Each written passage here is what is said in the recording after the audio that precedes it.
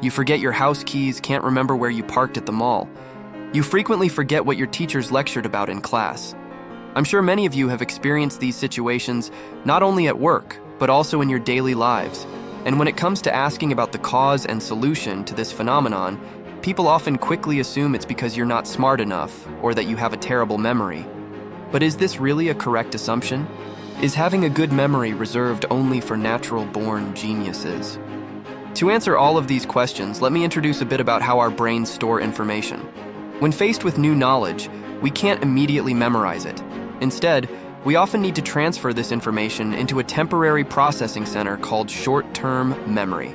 This memory center acts like a filter, helping us select which information is worth remembering. Because if our brains absorbed all information from the external environment, we would quickly become overwhelmed and unable to focus on anything. According to Dr. George Miller, a renowned psychologist from Harvard University, short-term memory can only hold a maximum of 7 to 9 pieces of information at once, and these pieces are typically stored for a very brief period. This limitation is one of the major biological weaknesses that all people, I repeat, all people, experience. So, don't rush to conclude that you're not intelligent or that you have a poor memory.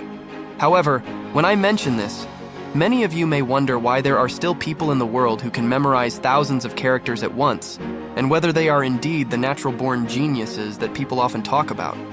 To answer this question, let's continue the journey of memorizing information that I mentioned earlier. After being processed in the short-term memory, the brain will transfer the knowledge you need to remember into long-term memory for storage and future use. Scientists divide memory at this stage into 2 types: semantic memory and episodic memory. Specifically, episodic memory is the ability to remember everything that has happened in your daily life, such as your 18th birthday party or the first day your partner took you out on a date. This type of memory is often clearly located in the brain because it is usually associated with a specific time and place. On the other hand, semantic memory consists of discrete pieces of knowledge not tied to any specific factors, so they often float and are challenging to recall when needed. This is the biggest difference between us and those considered memory geniuses, because they know how to utilize skills and techniques to transform ordinary memory into episodic memory.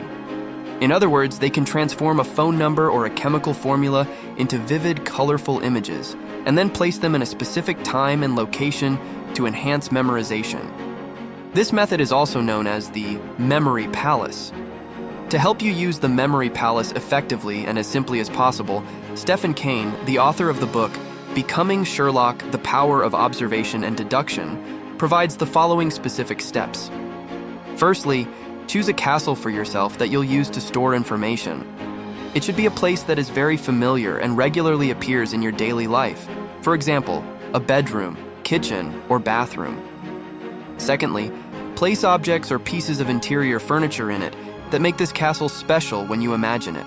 For example, a TV, refrigerator, or study desk.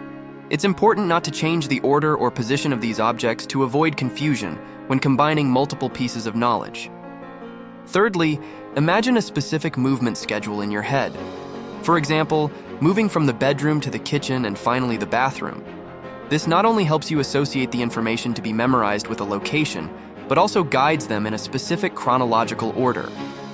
The final and the most important step is when you transform dry information or knowledge into vivid, colorful images. Then, place them inside the memory castle.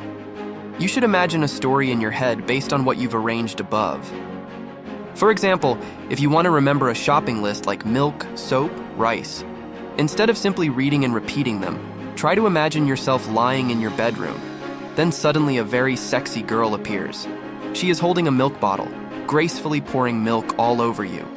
Overwhelmed because you don't like girls, you rush to the kitchen to hide. However, as soon as you step in, you accidentally step on a bar of soap and slip, falling flat on your face. Discovering that the girl from earlier is still relentlessly pursuing you, you painfully crawl into the nearby bathroom to find a safe hiding spot.